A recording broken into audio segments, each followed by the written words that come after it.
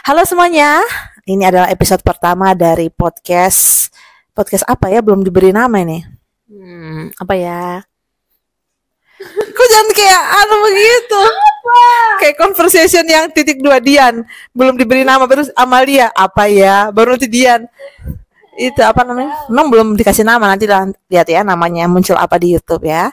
Karena kalau pertemuan dengan Amalia ini kita tidak tahu apakah akan ada lagi.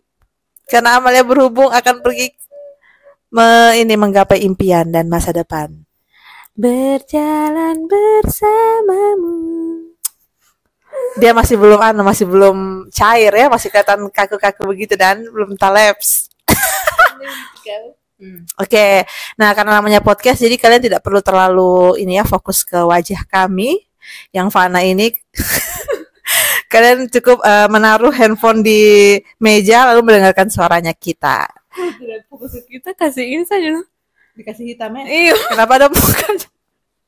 Iya, oke. Maaf ya, masih dalam situasi yang kurang fit. Dan jadi di podcast kali ini langsung ke intinya ya. Nanti pasti ada judulnya sih. Tapi ini kita kasih judul mengenai tema besarnya itu aku dan masa depanku. Nah, ini part 1, part 1. Nah, semoga nanti kedepannya ada part berikutnya. Tapi tentunya nanti aku, Dian, nggak tahu akan gandeng siapa, apakah aku sendirian atau gandeng siapa lagi yang lain. Nah, itu nanti next time ya. Tapi yang jelas kali ini bersama Amalia, tamu di podcast kali ini. Nah, sebenarnya maunya kasih nama podcast Amalia dan Dian, tapi karena Amalia mau pergi ke luar negeri tadi lah, jadi ya gitu deh. Pokoknya Amalia itu selalu menjadi bintang tamu pertama dalam setiap programnya ini. Dian Ayu Merdekawati. Iya, diantaranya Satu Langkah, lalu apa lagi ya? Vlog-vlog, pokoknya selalu Amalia menjadi Bintang tamu. Objek. Memang dari kecil sudah mau diorbitkan. Dulu sebenarnya saya mau dijadikan gadis sampul. Cuma karena waktu SMA tiba-tiba menggembrot. Tidak jadi gadis sampul, kasihan. Ya ampun, iya betul. Astaga, ada janjiku begitu ya. Impianku. Dia bilang, pokoknya kalau kau nanti sudah SMA sudah jadikan saya daftarkan kau gadis sampul. Oke. Sudah 1 giga ini tinggal tersisa ya. Oke. Oh, maaf karena ini logatnya bercampur-campur ini. Saya pakai logat Palu dari tadi. Ini mau pakai bahasa Indonesia formal saja atau ya. Logat yang ada saja kan? Ya supaya orang luar juga tahu bagaimana caranya orang Palu bicara kan. Yang bakumur. Nah, oke. Langsung kembali ke intinya tadi. Aku dan masa depanku part 1. Nah, nanti spesifiknya tentang tema kali ini itu adalah mengenai rancangan Tuhan dan tanggung jawab kita. Nah, ini kan selalu menjadi tema yang kadang kita itu kayak berat ke satu sisi, atau ada yang masih secara tidak sadar sebenarnya tidak menyetujui hal ini. Mengakunya orang Kristen tapi sebenarnya tidak memahami konsep ini dan bahkan tidak menyetujui mengenai salah satu konsep, misalnya kayak kedaulatan Allah, mengenai tanggung jawab manusia. Ada yang berat ke salah satunya, begitulah ya. Aduh, jadi berat sekali pembicaraan. Iya, saya sudah membicarakan dari awal sudah konsep-konsep ini. Iya, karena memang ada konsep di sebelah sana kita baca. Konsep. Nah, oke, pertanyaan pertama. Langsung ya. Okay. Ya, yang mau kita bahas pertama ya. Ini sebenarnya bukan mengenai juga Amalia mau saya todong bertanya, jadi kayak kita lebih bersharing begitu. Okay. Nah, dan juga teman-teman ini kan karena kami juga bukan latar belakang teologi ya, yang benar-benar spesifik mempelajari mengenai hal teologi, jadi kita lebih ke arah yang mungkin tidak terlalu spesifik, tapi kalau misalnya ada yang bisa dibahas secara spesifik ya akan kita bahas. Iya. Oke, pertanyaan pertama ya. Dari tadi meloncong terus. Pertanyaan pertama itu adalah mengenai apa yang Alkitab katakan mengenai rancangan Tuhan. Nah, kalau aku sendiri sih pendapatku mengenai memang Alkitab itu kan memang isinya itu mengenai bagaimana Tuhan berkarya mengenai kerajaan Allah dari perjanjian lama sampai perjanjian akhir.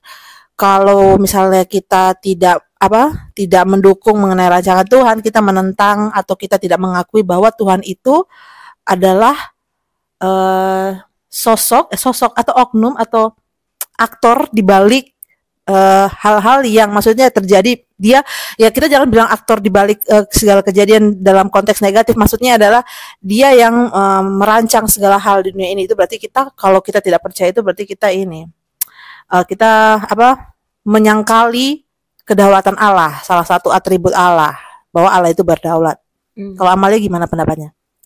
Kalau mendengar pertama kali kalimat rancangan Tuhan, saya pasti langsung berpikir sesuatu yang tidak dapat diterka oleh manusia. Jadi itu adalah sepenuhnya milik Tuhan, hanya Tuhan yang tahu apa yang terjadi dari awal hingga akhir, dan manusia itu hanya surrender, berserah pada Tuhan di dalam setiap kehidupannya begitu.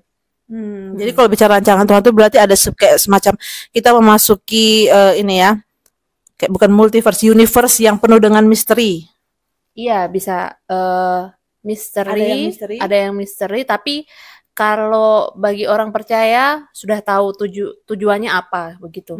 Jadi kita tidak tahu detailnya itu seperti apa, tapi sebagai orang percaya kita sudah diberikan janji yang ada di dalam firman-Nya, dan itu yang menjadi sukacita kita, karena meskipun kita tidak tahu bagaimana akan terjadi, tapi kita tahu satu janji bahwa tujuan dari rancangan Tuhan adalah apa. Nah, apa itu nanti kita bahas. Ya, jadi ada hal yang disingkapkan, ada hal yang masih menjadi misteri buat kita ya.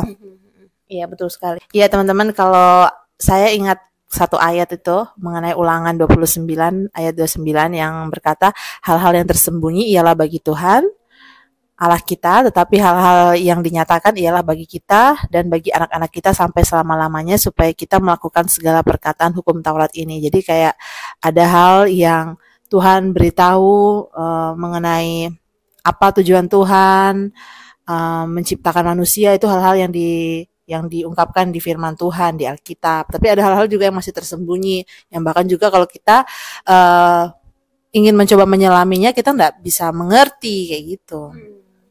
Ada yang diungkapkan, ada yang memang mungkin dengan apa ya, hikmat Tuhan juga, memang ada beberapa hal yang mungkin kita itu tidak bakal mengerti begitu. Ya, makanya ya ada hal yang terungkap, ada yang tidak. Salah satu halnya juga yang kayak yang kita bahas malam hari ini, kayak antara tanggung jawab manusia dan pemeliharaan Tuhan atau kedaulatan Tuhan. Yang pasti ada di dalam pemeliharaan Tuhan itu ada kedaulatan Tuhan. Nah, itu tadi mengenai apa yang Alkitab katakan mengenai rancangan Tuhan. Tapi kalau ada ayat juga yang jelas mengenai rancangan, yang mengatakan soal rancangan itu ada ya ayatnya kan, yang mengenai rancangan yang Tuhan buat adalah rancangan yang damai sejahtera, bukan rancangan kecelakaan. Iya, itu adalah ayat yang ini ya, favorit kita umat percaya. Biasanya kita sangat pakai, bukan sangat pakai, kita selalu memegang itu saat menghadapi masa-masa sulit. Untuk percaya bahwa kondisi yang kita hadapi saat ini itu adalah hanya sementara, bahwa segala sesuatu meskipun kelihatannya itu gelap di depan kita, tapi kita tahu bahwa di dalam hikmat Tuhan, di dalam kemahakuasaan Tuhan dan kedaulatan Tuhan, semua itu merancangkan kebaikan bagi orang yang mengasihi Dia. Betul sekali, itu di Yeremia 29 ayat 11 sampai 14 ya. Sebab aku ini mengetahui rancangan-rancangan apa yang ada padaku mengenai kamu, demikianlah firman Tuhan, yaitu rancangan damai sejahtera dan bukan rancangan kecelakaan, untuk memberikan kepadamu hari depan yang penuh harapan. Nah, yang tadi kan waktu kita di belakang layar juga sempat ngobrol sama Amalia mengenai ada hal yang dibukakan oleh Tuhan itu mengenai tujuan, purpose yang selalu baik begitu, yang Tuhan selalu mendatangkan kebaikan. Nah, ini juga salah satu ayatnya itu ada di sini. Satu lagi kalau tidak salah di Roma 8 ayat 28 ya. Mari kita buka sama-sama. Roma 8 ayat 28. Kita tahu sekarang bahwa Allah turut bekerja dalam segala sesuatu untuk mendatangkan kebaikan bagi mereka yang mengasihi Dia, yaitu bagi mereka yang terpanggil sesuai dengan rencana Allah. Segala sesuatu berarti termasuk hal baik, hal buruk, hal yang annoying, yang menjengkelkan. Nah, itu semuanya bekerja dalam segala Allah turut bekerja dalam segala sesuatu untuk mendatangkan kebaikan. Berarti segala sesuatu berarti semuanya ya, jangan Iya, cuma dapat hal-hal yang semua kita ya. pikir yang baik-baik saja. Oh, terus kalau misalnya ada hal yang buruk, oh berarti ini tuh misalnya ini, oh ini hari sialku begitu. Iya, itu kan biasanya kita juga sering kan mendengar bahwa orang-orang yang masuk ke Kristen mengatakan bahwa oh saya mau ke Kristen karena di sana nggak terlalu banyak aturan, nggak dikekang gitu. Terus apa ya di sana itu love, love and love. Jadi kayak penuh dengan kenyamanan lah istilahnya untuk saat kamu Iya. menjadi orang Kristen. Tapi bukan Tuhan tidak menjanjikan kenyamanan saat kita menjadi pengikut Tuhan. Bahwa meskipun kita adalah juga menjadi umat percaya, tapi kita tidak terlepas dari kemungkinan bahwa hal-hal buruk mungkin dapat terjadi dalam kehidupan kita. Benar-benar. Tapi apa yang membedakan? Yang membedakan itu adalah hati kita, sikap hati kita, dan pada siapa kita berpegang saat kita melewati badai kehidupan itu. Nah, itu betul. Kan kalau ada orang yang memata-matakan kayak oh ini hal baik itu berarti dari Tuhan, kalau hal yang buruk itu berarti karena datangnya misalkan karena yaitu hari sial. Berarti kalau kita berpikiran ada hal yang bukan datang dari Tuhan, berarti kita menganggap bahwa Tuhan itu tidak benar-benar berdaulat kan? Iya. Karena ada hal yang di luar dari kuasanya Dia. Iya, betul sekali. Nah, ngomong soal berdaulat itu mungkin teman-teman juga masih agak-agak ini ya, unfamiliar dengan ini istilah berdaulat. Berdaulat itu berarti berotoritas ya atas segala sesuatu. Iya, sederhana saja. Maksudnya kita mungkin tidak usah terlalu kalau kita kan ini memang bukan yang orang yang belajar tentang hal teologi atau doktrin secara dalam. Ya, maksudnya secara umum kita kalau tahu orang yang berdaulat itu seperti apa sih? Seperti misalnya presiden berdaulat atas negara kita, memimpin, dia punya kuasa mengatur segala sesuatu yang terjadi, kebijakan-kebijakan diambil seperti itu. Berarti punya kewenangan penuh ya untuk atas negara kalau presiden kan. Iya. Berarti ada hal kalau misalkan dia tidak bisa mengatur satu provinsi, misalkan contoh ya, dia tidak bisa mengatur di Sulawesi Tengah misalnya kayak tempat kita. Berarti dia bukan presiden kan? Iya, karena memang itu adalah wilayah kedaulatan Indonesia yang dipimpin oleh seorang presiden. Nah, ya, jadi itu kayak contoh singkat tentang ini ya kedaulatan. Nah, terus jadinya kalau kita bicara-bicara soal ini nih kedaulatan dan juga tentang tanggung jawab manusia ini kan orang sering ini ada paham-paham ekstrim yang kayak kalau misalkan kayak Tuhan memang sudah menetapkan segala sesuatu lalu ini kita manusia berarti ini kita pasrah-pasrah saja karena kan tuh kita punya masa depan sudah ditentukan di depan mau kita mau ini kerja keras bagaimanapun tetap kalau misalnya ujungnya Tuhan sudah setting kita jadi orang yang miskin contohnya ya kita akan juga arahnya ke sana begitu kan. Iya, itu memang ini sih kita gampang sekali untuk bisa berpikir seperti itu. Karena memang kalau kita itu mendengar sesuatu konsep, misalnya Allah itu mengatur dan secara otomatis kita itu kayak berusaha untuk kadang-kadang memposisikan diri. Oh, kalau misalnya orang yang diatur, terus dia itu berarti pasti tidak mempunyai kendali sedikit pun dalam hal dia bertindak, begitu kayak robot kan, kayak robot. Tapi ya mungkin di dalam satu bagian ayat Alkitab ada yang menyatakan bahwa Allah berdaulat, bahwa segala sesuatunya itu sudah ditetapkan Tuhan dari awal. Tapi ada bagian Alkitab lain yang menyatakan bahwa kita itu diciptakan manusia itu tidak diciptakan seperti robot, bahwa kita itu mempunyai harapan, kita itu mempunyai mimpi, kita itu mampu mengambil keputusan. Kalau memang misalnya kita adalah manusia yang seperti robot, kenapa kenapa ada Alkitab yang mengarahkan, yang berusaha untuk meyakinkan manusia untuk ini adalah jalan yang lebih benar gitu. Kalau robot, kenapa Tuhan susah-susah untuk menyatakan firman-Nya untuk membuat hukum Taurat? Iya sih. Kenapa harus ada proses kayak Tuhan berkomunikasi dengan manusia kalau misalnya segala sesuatu tuh dia bisa setting saja kan? Iya, dia bisa saja membuat robot-robot yang tanpa harus diberitahukan salah satu ketetapan tertentu langsung mengikuti maunya kan begitu kan kalau memang misalnya kita contoh lah, kita mau bikin apa alat yang pokoknya mau mengikuti perintah kita pasti ngapain susah-susah untuk kayak bikin peraturan gitu ke dia, kamu harus ngikutin, tapi kita langsung aja bikin dia itu kayak sistemnya, kayak dia itu begitu kita tekan A dia langsung maju, B langsung kanan kiri gitu kan. Tapi ini tidak.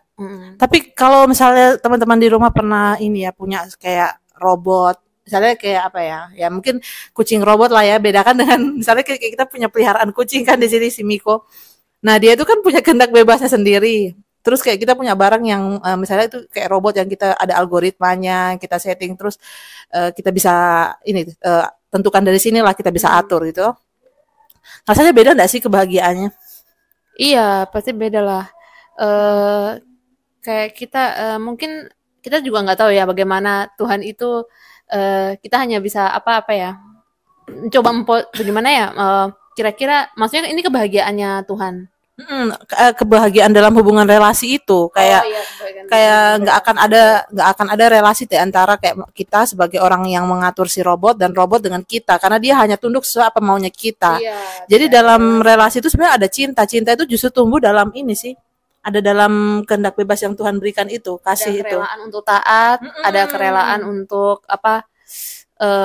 Kerelaan untuk melakukan apa yang disenangi oleh seorang ini yang pihak lain gitu. Betul. Iya, kayak hubungan suami istri misalkan kayak ya kita menikahi robot yang maksudnya dia itu sesuai apa maunya kita, tapi di situ kan tidak ada kayak ya interaksi yang membangun kasih yang nah itu. Jadi kayak saya juga melihat bahwa ini kebebasan manusia itu juga adalah salah satu bentuk di mana Tuhan itu sangat sangat memberikan perhatian yang besar dalam hal relasi. Kan memang judul besarnya mengenai Tuhan datang menebus kita itu kan untuk memulihkan relasi ya. Kalau misalnya kayak kita robot ya mungkin kita nggak usah perlu perlu ditebus. Ya, nah ya oke. Ini kita mungkin ya hanya brainstorming secara liar. Ya. Nggak juga liar ya. Soalnya nanti kalau mungkin teman-teman punya pandangan lain kan. Maksudnya ini secara pemahaman kami.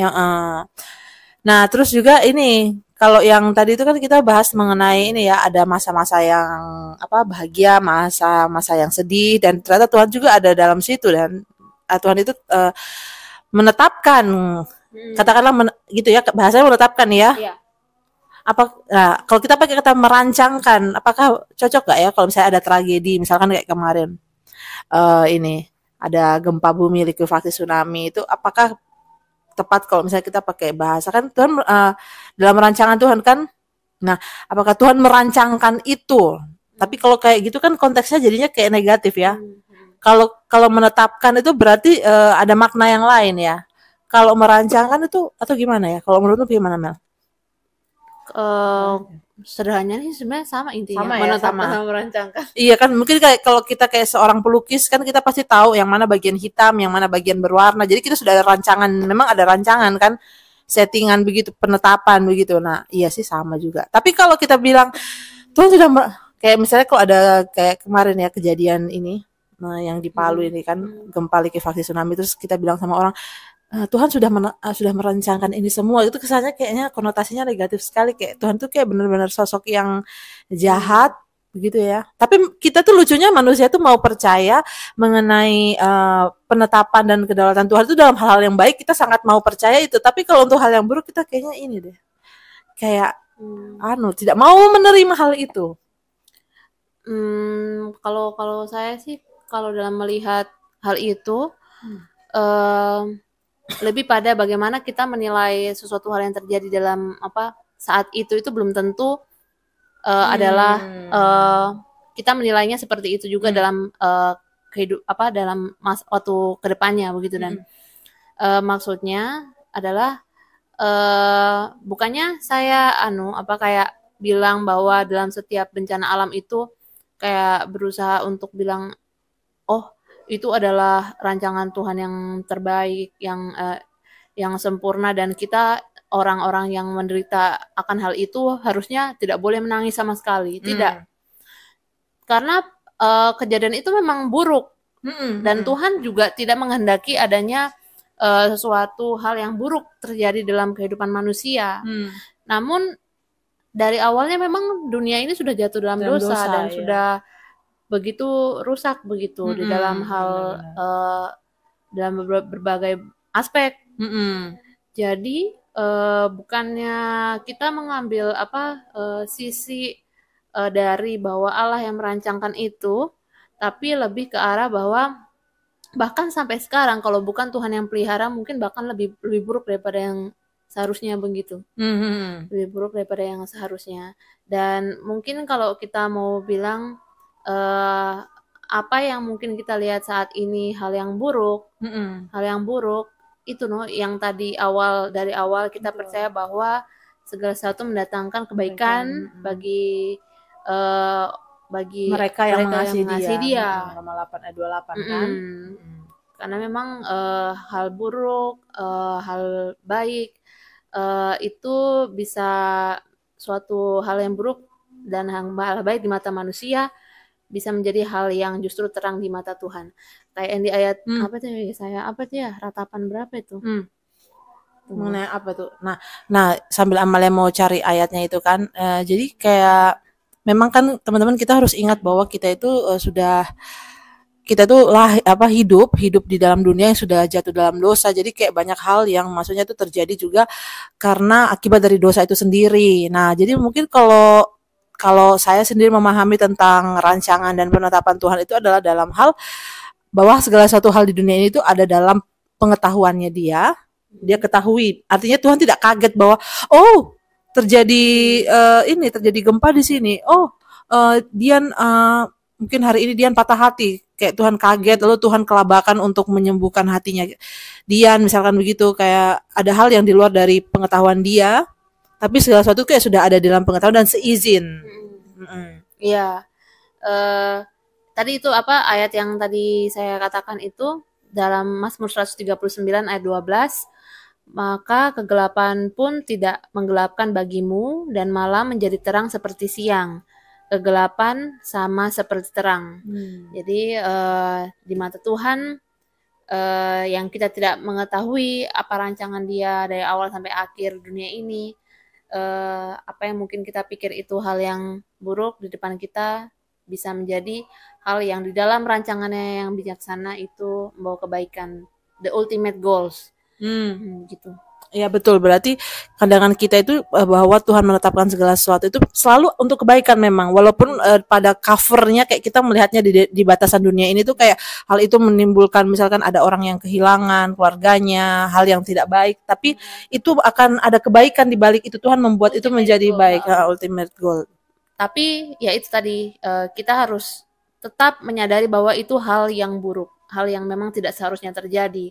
Dan kita tidak boleh kayak bilang sama orang lain, ini Tuhan punya ultimate goal kok jadi enggak usah menangis, enggak usah meratapi. Tidak, Tuhan juga membenci penderitaan itu terjadi pada manusia, membenci dan turut bersedih akan semua itu. Betul. Maka dari itu makanya Tuhan pun mengirimkan Yesus Kristus kan itu untuk juga menjadi yang sulung untuk bagaimana kita nanti bersama-sama dengan Tuhan untuk memperbarui dunia ini kan. Jadi kerajaan Allah. Artinya berarti memang emosi itu sesuatu hal yang memang Tuhan berikan sama manusia dan bukan untuk didinai. Kayak iya, betul. Kayak kan sering kita tuh kayak mencoba untuk kalau kita mengalami kesakitan, mengalami hal-hal yang sedih, terus kita kayak tadi Amalia bilang kayak mencoba untuk tegar dengan mengingat berbagai ayat begitu, terus kita kayak mencoba mendinai bahwa perasaan emosi sedih itu adalah hal yang buruk dan jangan kayak gitu. Tapi sebenarnya Tuhan ini ya memberikan perhatian dengan emosi manusia ya. Kita ya saat seperti itu berarti jadi kalau misalnya orang bertanya jadi bagaimana dong, maunya apa sih Tuhan ini? Kita maunya sedih atau senang sih? Lebih bagaimana ya? Surrender, berserah ya dalam setiap up and down dalam situasi apapun, kita harus tetap jujur dengan perasaan kita, mengungkapkan keinginan kita pada Tuhan. Kita bisa saat kita menghadapi penderitaan katakan pada Tuhan, Tuhan ini saya tidak mau seperti ini, kondisi ini sangat tidak ideal. Tuhan, kita minta kelepasan, itu yang Tuhan mau. Tuhan itu yang Tuhan mau dengar dari kita. Gitu. Artinya memang hal yang indah dalam relasi dengan Tuhan itu adalah sebenarnya proses juga ya. Maksudnya mengingat juga bagaimana Tuhan Yesus itu menebus manusia itu tidak dengan sesuatu yang kayak klik bukan sulap kayak klik yang langsung by satu ketukan kayak Thanos langsung terjadi begitu, tapi kayak ada proses yang dijalani, jalan salib, kemudian prosesnya lahir begini menjalani seperti manusia, mau bahkan mengalami emosi seperti manusia, menangis dan marah sebagainya. Jadi kayak berarti memang Tuhan itu dalam relasi kita tuh melihat proses itu menjadi hal yang penting. Jadi kayak di dalam masa itu tuh, kalau menurutku ya, menurut saya punya refleksi itu kayak penting sih pada endingnya kita menjadi seorang pemenang. Maksudnya dalam akhir kita punya struggle itu kita akhirnya memuliakan nama Tuhan. Tapi kayak proses itu yang kemudian jadi hal yang indah. Kita menemukan banyak berkat dalam proses itu. Betul, ya. Nah, oke, kita lanjut mengenai kejatuhan manusia dalam dosa. Nah, kalau ini juga adalah hal yang cukup berat karena waktu dulu saya memahami tentang kayak kedaulatan Tuhan. Awalnya belajar tentang providensia Tuhan kan, pemeliharaan Tuhan. Lalu nanti akan pasti koneknya ke kedaulatan Tuhan. Nah, setelah ke kedaulatan Tuhan, muncul pertanyaan berikutnya saya, kalau segala sesuatu itu sudah ditetapkan, apakah dosa yang ada kemudian kayak dosa ketika Adam dan Hawa di Taman Eden itu, apakah itu juga dibuat oleh Tuhan? Tapi ini tadi kayaknya sudah kena ke kita punya pembahasan yang tadi sebelumnya ya, mengenai penetapan seizin dan dalam sepengetahuan Tuhan. Iya. Kalau misalnya secara spesifik menjawab apakah dosa itu dibuat oleh Tuhan, kayaknya kalau saya pikir tidak ya. Karena buat apa Tuhan menciptakan dosa, kemudian Tuhan sendiri datang menebus dosa? Itu seperti apa ya? Agak aneh sih, aneh kalau misalnya Tuhan sendiri yang membuat dosa. Kalau untuk jawaban secara detailnya, saya itu kayaknya perlu penjelasan dari Pak orang-orang yang lebih berotoritas, maksudnya yang sudah mendalami secara teologi dan doktrin tentang hal itu. Tapi itu saya yakin dan percaya bahwa itu hanya saja bertentangan dengan natur Tuhan. Yes. Kayak Allah itu kasih, kudus, dan tidak mungkin saat the being yang kudus itu membuat sesuatu hal yang tidak kudus, yang bukan naturnya, yang menyangkal dirinya sendiri. Iya, kayak logikanya nggak masuk aja sih.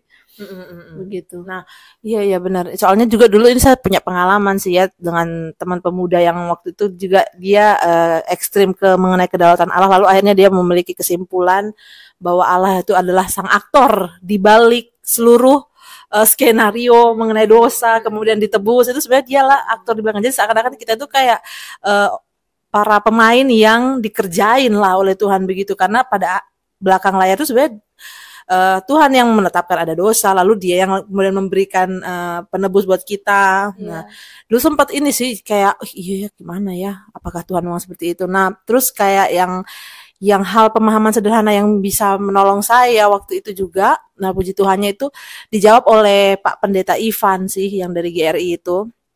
Nah, beliau tuh kayak menceritakan mengenai, kan ini kan kalau kita kebaliknya kayak ke filsafat mengenai kalau misalnya ada hal di dunia ini yang dia itu ada tanpa maksudnya tadi tidak dari Tuhan, berarti kan ketuhanan Tuhan ini dipertanyakan lagi. Kalau ada sesuatu hal yang ada tapi itu bukan datangnya dari Tuhan, kan Tuhan ini adalah Tuhan. Jadi segala sesuatu dunia ini kan pasti ada karena Tuhan ya. Terus ini ada hal yang ada keberadaannya tapi bukan dari Tuhan. Nah, itu jadinya kayak mempertanyakan lagi mengenai ketuhanan dari Tuhan kita kan. Nah, terus Pak Ivan itu menjelaskan mengenai bahwa ada hal itu yang muncul adanya dia itu karena akibat dari keberadaan suatu hal ada yang lain. Nah, misalkan kayak ini ya, kayak alat ini mikrofon ini, misalkan ini diciptakan kan. Nah, kemudian keberadaan dia itu sebenarnya tujuannya adalah untuk ini kan, untuk bisa suara kayak begini. Tapi side effect kayak ada hal yang bisa muncul dari ini yaitu rusak. Atau tidak kayak kerusakan dari ini. Ketika dia tidak berjalan sesuai tujuannya, kan dia menjadi barang yang kerusakan itu menjadi sesuatu yang ada. Atau tidak mungkin ini dijadikan untuk melempar orang. Hmm. Maksudnya ini kan tujuan aslinya bukan untuk melempar orang. Iya. Begitu kah? Iya. Atau Nah, itu mengenai nanti konsep dosa lagi kan ya, mengenai toh, ini mengenai adanya dosa kan, adanya dosa toh. Jadi kayak kita tahu bahwa barang ini ada untuk satu tujuan. Nah, kemudian ternyata ada lagi barang yang muncul begini tapi tidak bisa dipakai seperti ini begitu. Jadi dia keberadaan barang yang rusak itu adalah akibat dari diciptakannya barang ini. Nah, jadi waktu itu Pak Irfan itu ngasih contoh mengenai sakit perut. Kayak Tuhan itu sakit perut ya, kayak kita diciptakan perut untuk mencerna makanan, tapi nanti ada efek lain tuh ketika sakit perut. Kan ada kondisi sakit perut jadinya kan. Nah, tapi kondisi sakit perut itu sebenarnya tidak secara langsung diciptakan oleh Tuhan. Nah, tapi sebagai akibat karena perut itu tidak berjalan dari fungsinya. Oke. Nah, itu kayak itu sih mengenai pemahaman sederhana mengenai dosa itu. Dan memang itu menyambung seperti yang Amel bilang tadi, bahwa Tuhan tidak bisa menciptakan hal yang memang tidak sesuai naturnya kan. Iya. Oke. Anda boleh mengimprov. Saya jadi teringat lagi tentang kayak sekarang semakin make sense. Tadi kan saya juga tidak terlalu paham kan, maksudnya untuk menjelaskan secara detail tentang ada dan ke dengan adanya dosa itu sebenarnya esensinya dari awal itu dari mana begitu. Tapi sekarang saat dengar penjelasan tadi saya juga sudah mulai paham maksudnya itu seperti apa. Oke. Nah, kita lanjut ke mengenai implementasi nih terakhir ya, ini udah bagian terakhir mengenai bagaimana lalu ini implementasinya ke hal-hal kayak mengenai pendidikan, pekerjaan, hubungan misalnya suami istri atau pacaran lah ya, mengenai ini bagian kita, tanggung jawab kita, dan mengenai penetapan Tuhan. Nah, mungkin kita mulai dari ini kita sambung aja ya jadi satu hal, pendidikan, pekerjaan, lalu hubungan relationship. Amel gimana Amel? Bagaimana ya? Berarti kalau misalnya kita tahu bahwa Allah itu berdaulat, berarti kita itu sebenarnya harusnya tidak khawatir. Benar-benar. Itu yang paling pertama, kita tidak khawatir. Itu yang pertama dan utama kayaknya. Iya betul. Kenapa? Karena begini sih, kalau saya menyadari bahwa beberapa keputusanku dulu waktu misalnya saya berada di umur 17 tahun, tidak semua keputusanku tuh betul gitu ya. Dan itu baru saya sadari di usia 27 tahun sekarang misalnya. Nah, jadi bisa saja keputusanku yang saat ini saya buat 27 tahun saat ini, nanti waktu saya umur 30 tahun, bisa saja itu udah salah. Tapi saat saya 27 tahun ini, saya merasa itu sudah yang paling betul. Nah, di situ saya menyadari bahwa manusia itu benar-benar tidak tahu apa yang dia tidak tahu. Tidak tahu apa yang dia tidak tahu. Jadi, saat saya tahu bahwa ada Allah yang berdaulat dan ada Allah yang menjanjikan bahwa Allah turut bekerja dalam segala sesuatu untuk mendatangkan kebaikan bagi orang yang mengasihi Dia, yang terpanggil sesuai rencana Allah. Saya ini tidak khawatir, karena bahkan dalam mungkin keputusanku yang sudah saya rasa paling baik tapi ternyata salah, Allah itu bisa menggunakan itu untuk membawa kebaikan. Begitu.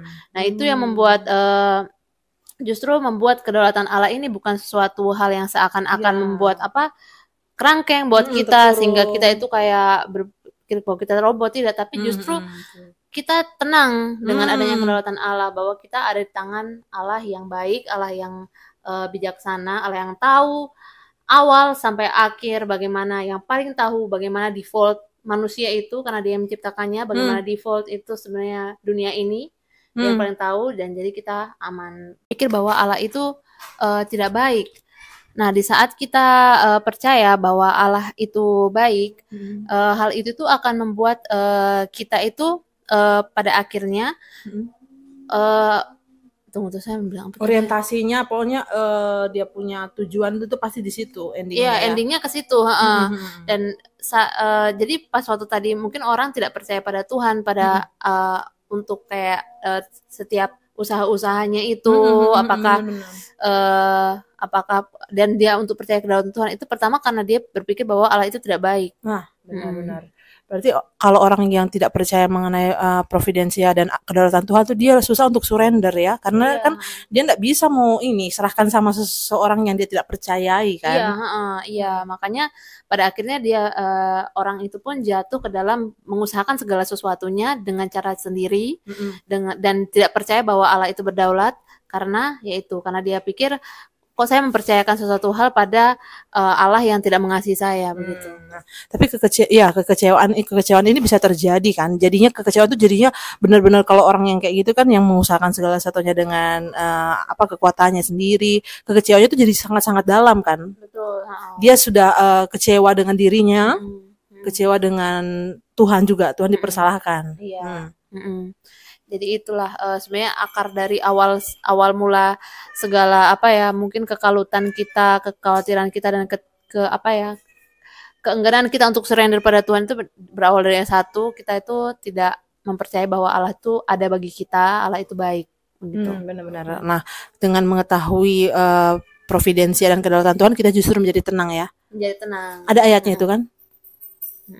Ada. Di mana itu, Mel? Baru dapat ini.